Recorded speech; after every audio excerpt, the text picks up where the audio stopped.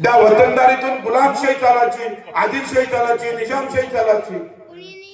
पण ही वतनदारी बंद केली म्हणूनच तर संभाजीराजा सासऱ्याकडून मारला गेला रे.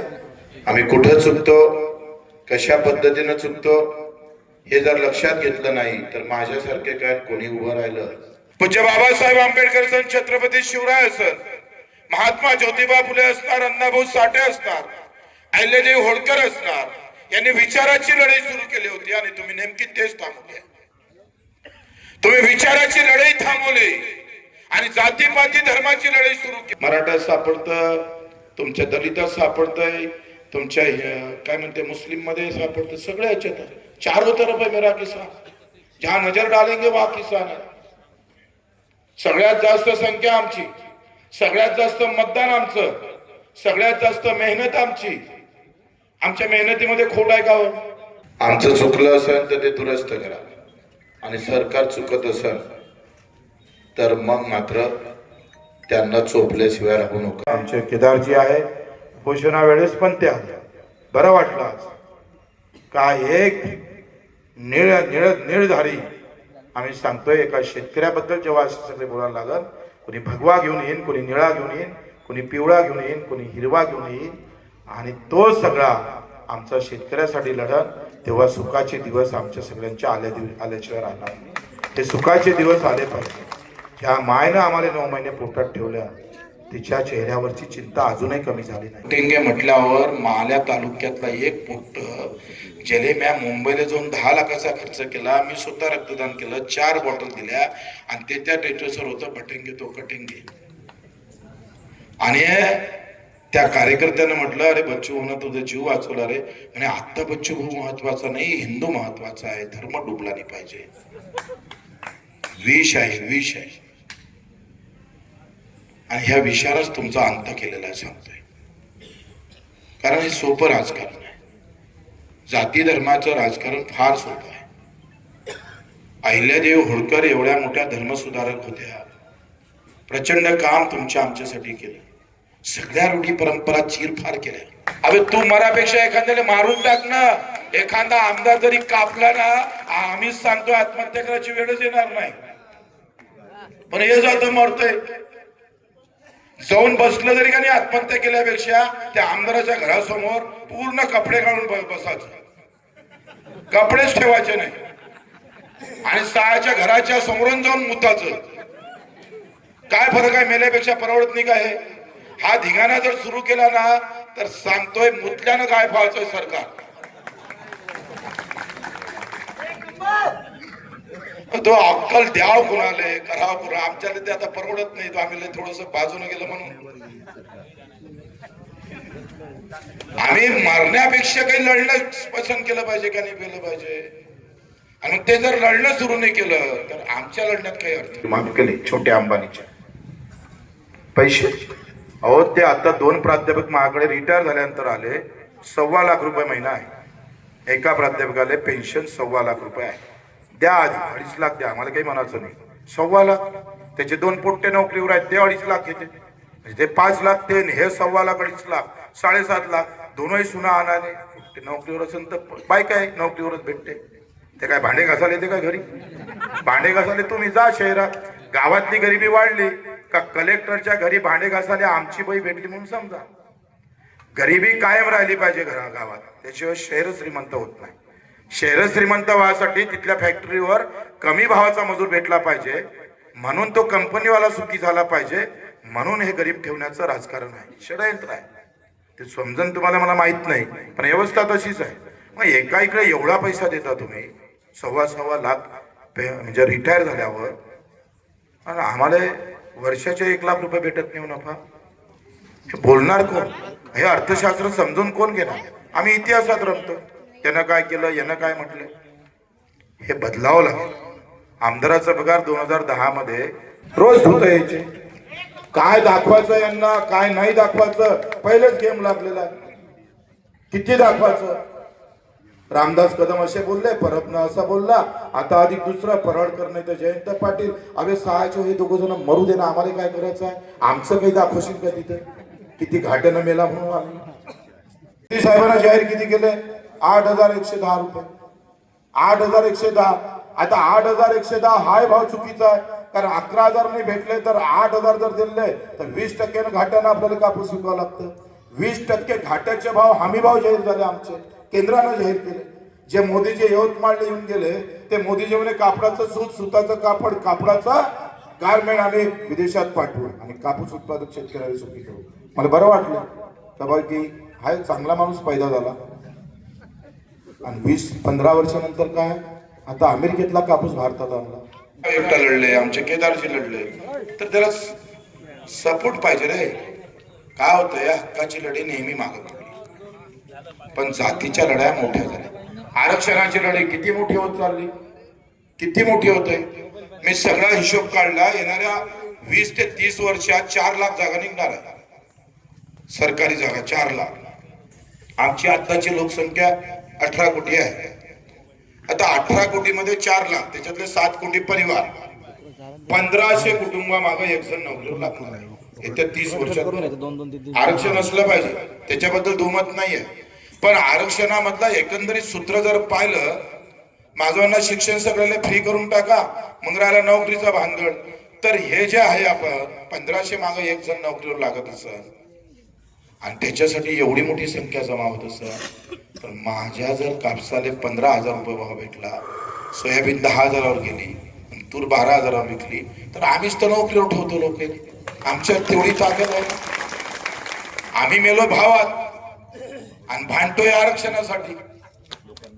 या सगळ्या प्रश्नाचे उत्तर काय आहे? भाव. आरक्षणामध्ये एका गावातले 15 जण सुखी होऊ शकतं, मान्य आहे, ते पाहिजेच. पण जर भाव भेटला तर अख्खं गाव सुखी होते का नाही होत? अरे होणार का नाही होणार? पण अक्कल कोण द्यावं तुम्हाला? दिवाळी गेल्यावरही कपडे येत नाही, ही अशी सगळी अवस्था आहे. जो कापूस पिकवते त्याच्याच घरी कपडे मात्र महाग नसतात, आणि जो कापूस पिकत नाही, ज्याला लुटत, त्याचे कपडे मात्र कोटात घेऊन फिरते गडी. आणि म्हणून ही जी अवस्था आहे ही बदलू शकते. हे आत्मविश्वास आहे, मला पूर्ण विश्वास आहे का माझा शेतकरी जेव्हा चिकाटीनं एकत्र उभा राहील तेव्हा पहा, आता पंजाबच्या शेतकऱ्याचं 90% माल खरेदी होतं हमी भावात, 90%. अजून सोयाबीनचे खरेदी केंद्र सुरू केले नाही. कदाचित ते सुरू झाले असते तर आमचे भाव सोयाबीनचे वाढले असते. सुरू करायला तयार नाहीये आणि कोणी बोलायला तयार नाही. कापसाचं सीसीआयचं तेच प्रॉब्लेम आहे. सीसीआय वाले आम्ही पाहतोय अजून सुरू झाले नाही, आणि अजूनही आम्ही सांगतोय का या 2-3 दिवसात दिवाळीचे 2-3 सुट्ट्या झाल्यानंतर जास्तीत जास्त आमच्या आंदोलनाच्या अगोदर ते केंद्र जर सुरू झाले नाही तर सरळ सरळ पालकमंत्र्याच्या घरावर घेरा टाकता पाहिजे, एकत्र झालो पाहिजे. ते जर जमलं तर हे जमतंय. आपली तयारी आहे का सगळ्यांची? लढाव का आम्ही? का राहू द्या, जातीचं घ्यावं अंगावर? अरे लढायचं का नाही लढायचं? जोरानं नारा द्या, जय जवान.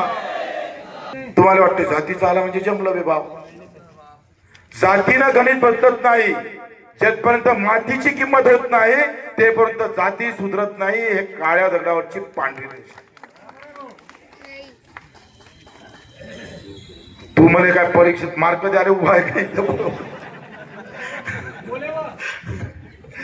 ह्या सगळ्या व्यवस्थेवर वाढ करावं लागत, लढावं लागणार आहे, तोडावं लागणार आहे. आणि जे पार्टीचे निष्ठावान आहे ना, मी तर सांगतो बच्चूकडवर निष्ठा ठेवू नका. कुठल्याही नेत्यावर निष्ठा ठेवायची गरज नाही. निष्ठा ठेवायची असेल तर माझ्या मायबापावर आणि माझ्या जमिनीवर निष्ठा ठेवा. या हरामखोरावर निष्ठा ठेवणं बंद करा. पण तुम्ही तर इतके आहे का तुम्हाला तर मरताना तुम्ही मेले समजा पार्टीतल्या लोक, मी त्याचा निष्ठावान आहे. हे मेलं का नाही त्याच्या ढुंगणाले त्याचा झेंडा लावून द्यायचा आणि पुऱ्या गावभर फिरवायचा का मेलं रे एक निष्ठावान. त्या निष्ठावाल्यानं आमचा वांदा केला सगळा. गावात जर आपण बोललो, एखाद्या आमदाराला बोललो तर त्याच्या पार्टीतले लोक तयार आहे तुम्हाला घेरासाठी. आणि बाजार समितीत आला का तिथे लुटत. म्हणजे पेरणीपासून बियाणं घ्यापासून लूट सुरू आहे. बियाणं घेतलं लुटलं, औषध घेतले लुटलं, खत घेतलं लुटलं, पेरलंय लुटलं, आणि जमिनीत गेलं तर किडे माकोडे आहे. तिथून उरलं थोडं मोठं झालं का वानर येऊन बसते, जा हाकलाले साल्याले. अर्ध तर माल्या याच्यातली माझं शेत पेरलं, 4 डाव पेरावं लागलं तू. त्या डुकरेनं साला एवढ्या मोठ्या मातीमध्ये एवढा तुरीचा दाना दिसतेच कसा, काय अक्कल दिली रे डुकराले. पुरा तासच लंब करून टाकते रा. सरकार ह्या डुकरासारखंच आहे, बेकार आहे एकदम. डुक्कर परवडलं म्हणून साले भोसून ते कम से कम पेराच्या अगोदर तरी दाना खात आहे. हे साला हाती आल्यावर हात मारत राव. म्हणजे डुकरापासून वाज, याच्यापासून वाज, सगळं अंगावर आहे त्याच्या. तिकून आला का निसर्ग वेगळा, पाऊस पडला नाही पडला तरी मेला. मी तर म्हंटलंय का बा, ह्या शेतकऱ्याचा आमदार होणंच भलता मूर्खपणा आहे. शहरातला आमदार, मुंबईतल्या आमदाराला काहीच तकलीफ नाही, हप्ते वसूल कर, जय रामकृष्ण हरी. शहरावाले तर झोपू देत नाही. बच्चे भाऊ वीज पडली, जाय बाबा तिथे. बच्चे भाऊ ढग दिसून आले, सोंगाव का नाही सोंगाव, म्हटलं मलाच सोंगून टाक. 7 लाख करोड तेलंगणाचं बजेट आहे 3.5 लाख कोटीचं, आणि तेलंगणानं शेतकऱ्यासाठी पैसे ठेवले 45,000 कोटी. तिथल्या धान उत्पादक, तिथला सोयाबीन उत्पादक, तिथला कापूस उत्पादक आले एकरा मागं 5,000 देतो. गारपीट येऊ नाही येऊ काही नो, समांतर भावांतर योजना 5,000 रुपये देतो. आणि आपलं सरकार काय देऊन राहिलंय, म्हणजे दिवाळी चांगली करू, दिवाळी अंधारात नाही गेली पाहिजे. अबे साल्या, आमचं आयुष्य अंधारात चाललं, तू काय दिवाळी चांगली करणार आहे? आणि 5,000 दिवाळी चांगली होणार आहे का रे? तुम्ही साल्यावर 2-2 लाखाचे फटाके फोडणार, आम्हाला 5,000 समाधान करणार, एवढे येडे आहे का हो आम्ही? लाता मारा. तुमच्या एका गावचं नुकसान, एका एकरा माग कापसाले 5,000 तुम्हाला कमी भेटले. 5,000 एका क्विंटला मागं भेटले कमी, एका क्विंटला मागं. आणि 1,500 बहिणीला गेले, म्हणजे तुमच्यातून लुटले. अर्धे बहिणीला पाठवले, अर्धे येणं सालेनं खिशात ठेवले. आता 5,000 रुपये पर क्विंटल नुकसान झालं. एकरी जर 8 क्विंटल पकडला तर 40,000चं नुकसान एका एकरवाल्या शेतकऱ्याचं आहे. पुऱ्या गावात जर 2,000 एकर जमीन असेल तर 4-2 80 कोटीचं नुकसान आहे. आणि तो कुठे जर इथं काय म्हणते एखाद्या 50 लाख रुपये टाकले आणि भूमिपूजनले आला ना, तर तुम्ही डमरू वाजून तयार आहे, स्वागत करा. हे सगळं गणित असंच आहे. म्हणजे तुमच्या गावाला 80 कोटीनं फक्त कापसामध्ये लुटलं, आणि 50 लाखासाठी जर भूमिपूजन करायला तुम्ही डमरू वाजत असाल तर डमरू वाजू नका, लात मारा साल्याले, मग विचार करा. हे बोलायला तर गावाचे आहे ना, हे पार्टीचे गुलाम बसले असतात, झेंडा घेऊन बसले. गेले बाप मेला तरी बेहत्तर, पण नेता जिवंत राहायला पाहिजे. सगळ्यात गरीब ते हे निवडून तुम्ही दिला आणि पगार त्याचा वाढला. बजाव टाली झाले, वाजवा काही वाटते तुम्हाला काय चावली टाळी वाजव, कठीण आहे तुमचं सगळं. तुमचा भाव वाढला नाही तरी आमदाराचा पगार वाढला म्हणून टाळी वाजवा ना, काही हरकत नाही. ही मानसिकता बदलावं लागेल, लढावं लागेल. 28 तारखेला आपण नागपूरला जाणार आहोत. अधिक काही सांगायची गरज नाहीये, लूट चौफेर होत आहे. आणि म्हणून आम्ही सांगतोय का 28 ला तुम्ही येणार आहे का नागपूरच्या आंदोलनात? 15 जणांना हात वरते केला. हा म्हणते गाड्या सांगा, काय म्हणते मा काय पोट्ट्याचं लग्न होय साहेब, गाडी सांगून देते. महावीर हाच वादा आहे आपला. सवय लागली ना रे, सवय काय लागली, गाड्याशिवाय जमत नाही. अरे मस्त शिदोऱ्या 4-5 दिवसाचे बांधून ठेवा. त्या पंजाबच्या शेतकऱ्यानं 13.5 महिने आंदोलन सुरू ठेवलं, 13.5 महिने. कमाल काय, हाईट काय माहित आहे? कायदा पास झाला होता, राष्ट्रपतीची सही झाली होती. कायदा पास झाल्यानंतर मोदी साहेब असं म्हणायचे का कायद्यातला एक शब्द कमी होणार नाही. पंजाब का किसान था, भगत सिंह के राह पर लड़ा, और उसने ये करके दिखाया जो मोदी बोल रहा था एक शब्द भी खत्म नहीं होगा, वो उस पंजाब वालों ने पूरा कायदा वापस लेने को लगाया. हे ताकद आहे शेतकऱ्याची. 3 वर्ष 700 लोक जाग्यावर मेले रे. ऊन वारा पाऊस 3 वर्ष सगळं जागावर घेतलं. सगळं दिवाळी सगळी तिथंच केली. आम्ही आहो. लगेच तुम्हाला बायकोची आठवण येते. काय करा वापस चालला गडी गडी. आमचा हा सगळा वादा आहे. तुमच्यासाठी आंदोलन करावं म्हणजे बरं. आम्ही त्याच्या कुठे केलंय? हा आपल्या इथे नागपूरला. आता ते 300 आल्यावर काय करणार आहे? मागणी घ्यावं का काय करावं? लढायला 360 दिवस आहे. 250 दिवस काम करतो शेतात आपण. फार मेहनत घेतो. पण त्या शेताच्या मेहनतीला जर दाम लागत असेल तर 15 दिवस रस्त्यावर यावं लागत. तरी जमते का? 15 दिवस. जेवढी मेहनत शेतात करताना त्याची 1% आंदोलनात मेहनत करा. आणि आम्ही तुम्हाला राजकारण मतं मागायला नाही येणार. तो काही डोक्यात घेऊ नका का बच्चूकडू मतासाठी करतोय. बिलकुल नाही. असतं तर एखाद्या पार्टीत जाऊन जमून टाकलं असतं. गुवाहाटी एवढं नाव बदनाम केलं का जसा काही सहायचा हिंदुस्थानातला पहिलाच माणूस तिकडे गेला. पण हे तुम्हाला माहित नाही.